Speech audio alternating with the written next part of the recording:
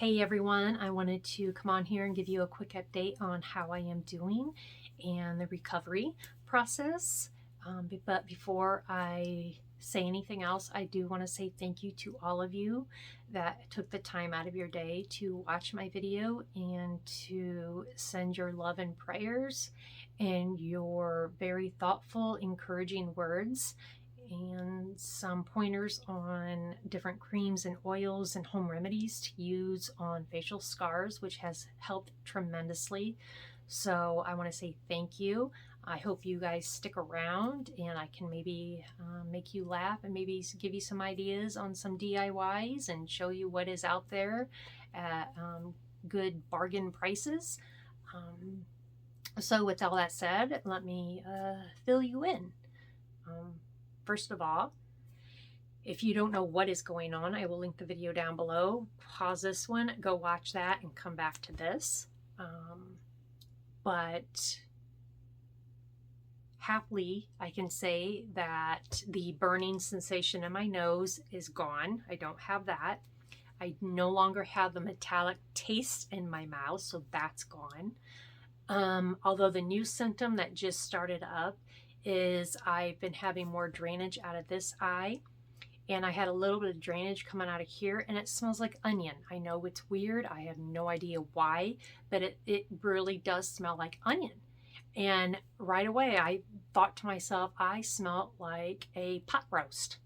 I am walking around smelling like a pot roast. That's the first thing that popped in my mind. So I don't know what that means. Is it normal? Is it not? I don't know. I haven't Googled it. I just wanted to say it on here because I know a lot of medical people were watching my video and gave some great advice. So maybe it is, maybe it's not. I don't know. I do not have all my vision yet in my left eye. This is the one that keeps draining as well. But the trauma team did want me to go see my eye doctor in the next week or two if it does not show any signs of getting better. So most likely I'll have to make that appointment to have that look into. You can surely notice that my scar is so much better than my last video, and I will be providing pictures to share with you from the beginning to where I am right now. To give you a better look, I still have just a little bit of scab right through here. This is healing really nice, although it's really still puffy, and the bone, my eye socket, is very, very, very sensitive still. You can see a lot of the swelling still. I don't know if that's ever going to go down. It's been a couple of weeks, so I don't know. I have no feeling. All this right here, this is all numb. So for those women that had C-sections, which I did with my second child, I don't have any feeling above and below my incision, so all this is numb. My nerves were sliced, so I'm hoping they mend. Off and on, I've been having some really burning sensation. I like to compare it to, like, say if you had a rubber band on your hand and you went like that and snapped it. That's what this feels like, so I'm hoping that's a sign of, hey, your nerves are trying to connect and make you feel normal, because when I start having like a itch and I'm trying to itch it, but it's so sensitive, around the area, but I can see myself touching it, but I can't feel it. And it just makes it even worse. So I'm hoping with time that comes back. Things still pretty much taste the same and smell the same. I just really have to like sniff really hard to smell anything, but food pretty much tastes the same. I still deal with headaches every single day. Mornings are the worst. I've been taking Advil to help with the headaches. That's the only thing I've been taking for that.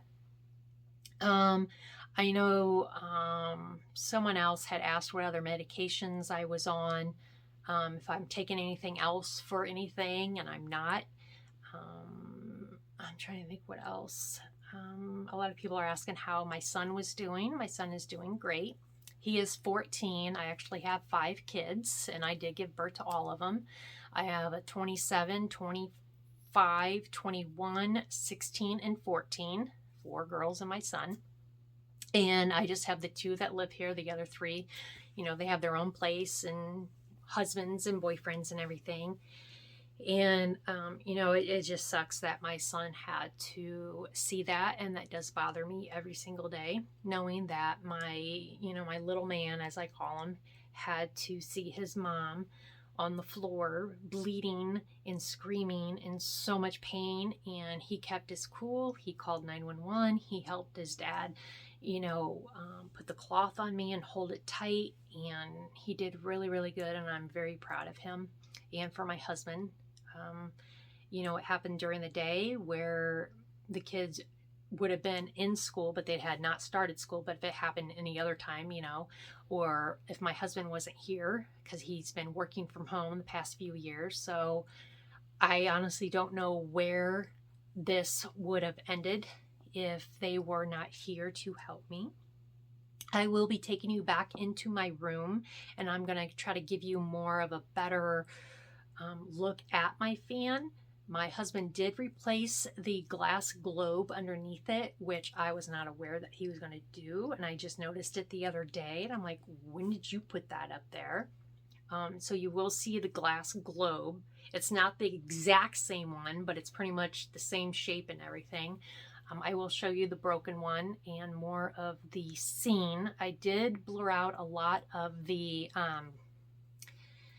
stuff that came out of me, blood, because it was all over the floor, and I blurred out a lot of that, but I just want you to get an idea. You know, my bed wasn't all neat and clean like it was in my last video because I said I'm gonna stage the scene to give you a better idea. So that's why I placed my craft stuff out and kind of showed you where I was sitting, where the fan was, how fast it was going, and this and that. Because there was some people just said, well, it looks awfully neat and clean for the incident that you said happened.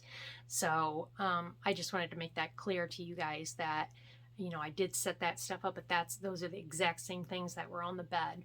And you'll see how everything was just scattered everywhere because of the chaos. Let's put it that way. Also, I will introduce you to Josie, my French bulldog. That was the one that was laying on the end of the bed. She's a character. She's a sweetheart. I do have a dog ramp. I know a lot of you suggested about having a ramp. I just don't have one tall enough for my bed because it's a king size. I do have a ramp downstairs for the sofa because my one dog only has 3 legs and the other one is blind and deaf.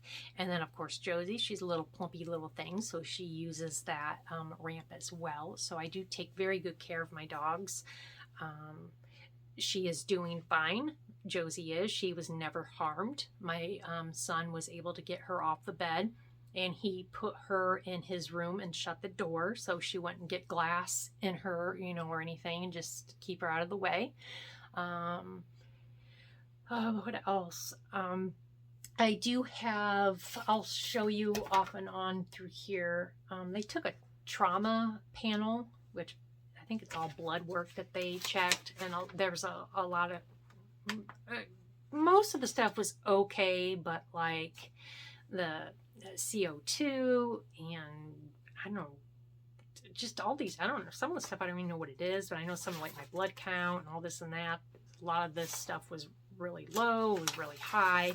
So for those that are in the medical field, you'll know what this means. They did take some CT scans of my entire body, which I didn't even know what they found until I really dug in to see what they found. But it wasn't surprising. I've had issues with my kidneys for quite some time now, over 10 years, 12 years. I even had a stent put in my right one. But anyway, they found some more kidney stones. So I have a set of twins in my right kidney and another set in my left, but the ones in the right are 4 millimeters, I think, and they said the ones on the left are 3 millimeters, so they're not causing a lot of problems. But I've had kidney stones for a long time now, off and on, so I know they're there. They do cause some issues, but you know, not too bad. I've been just dealing with it. So I did find out that. What else did I find out that I did not know? And they didn't bring that to my attention. You would think they would bring that to my attention, but they didn't. But that's all right. I read the notes and everything. But I'm trying to think of some other questions that you guys had. I should have wrote them down. But my memory's pretty good. I still having some issues stuttering or forgetting what I'm talking about, stuff like that. So again, just bear with me. With time, I'm hoping that goes away and I can speak normal and feel normal. But again, it's only been a couple of weeks. When was that? When did I have that incident? 3rd? August 3rd? Maybe it was August 3rd. So it's been a while. I mean, every day has been a pretty positive for the most part. Besides just having the headache every morning and feeling tired and kind of weak, but just staying positive. Thinking of a lot of your encouraging words. I even screenshotted some of your guys' comments, and I just remind myself and say that to myself out loud in the dark times that I will have some really, sad thoughts and feelings and that, but I'm staying positive. My family has been there and they've been great. My neighbors have been great as well. So, and a lot of you have been amazing. I could not be where I am right now without you guys. So just know I appreciate every single one of you. And there's a lot of you. I know I have no idea who you are. But I have people from all over the world, the UK, Australia, Alaska. I mean, just everywhere. It's just amazing. I just want to say thank you. That you have taken the time out of your day to to type out everything and encouraging words and your stories. And I'm just honored to be able to hear your story and just know that I do appreciate it. And it's been very, very helpful, not just for me, but for my family and for all others that can read your comment as well. So you never know whose life you are helping by speaking truth and your feelings and what you have been through. So with that said, I'm going to take you in my room and kind of demonstrate on what happened. Hopefully it makes you a little smiley or kind of giggle. I'm going to try to throw some humor into this just to lighten the mood and everything. That's just how I am. So I guess I'll take you into my room. Let's go. So this is where I was sitting. And I had all my craft stuff on the bed, had the bags and trash can right here, organizing everything, had the fan on, and my dog was there at the end of the bed. And when I noticed she was getting ready to jump, my first instinct was to get her. So I just went up like this and went right into the fan and into the light. So I'm going to move the camera up so you can see how tall I am when I'm standing up on the bed. So I didn't even get all the way up, and I think I got about right here, and the blades were going this way. So it hit and it threw me into this glass, which shattered, and then I got thrown somehow way up here, and that's when I fell like that, holding my head. So I'm going to go ahead and stand up straight up, and you're going to see how tall I am. So, I mean, I don't know, 3 inches from the ceiling. So again, I'm 5'10". So I'm not some tiny person that had to jump on the bed like a monkey. Very interesting that he replaced that. Don't know about that. Needless to say, I haven't used my fan yet. I wanted to go ahead and introduce you to little Miss Josie, the doggie that was at the end of my bed. So this is Josie, my French bulldog. She's very plump, and we are working on that, aren't we? We're going to try to get down a couple of pounds. Yes, I know I'm embarrassing you, and I am so sorry, but they just need to know what adorable doggy you are, and I would risk my life to save any of my dogs. And my regular viewers know how I am with my doggies. They are my life, especially my kids too, but these are my fur babies. So yeah, Little Miss Josie is very, very plump, and I might add some clips of them here at the very end. That's something I do in pretty much all of my videos, is I love to include my doggies for about a minute or two at the end to make a lot of people smile because they are so funny, even though the two are pretty much blind and deaf. But this one's just a little character, but I just wanted to introduce you to Little Miss Josie. So like I said, this has taken me a couple of days, so I'll have different hairstyle, different clothes, so just bear with me. I just can't do this for a long period of time. I don't want to push myself too hard.